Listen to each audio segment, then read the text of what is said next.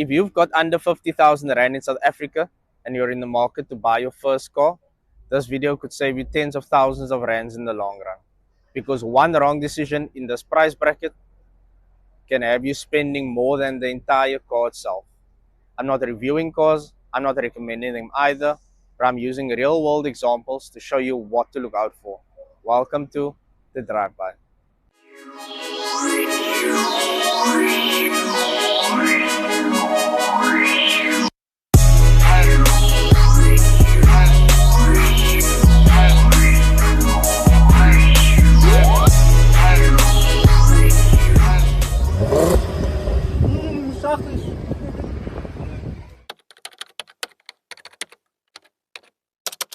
At this budget, very important to remember, we are buying transport. Whether that be to get you from home to work, from home to varsity. We aren't buying status and we aren't buying image either.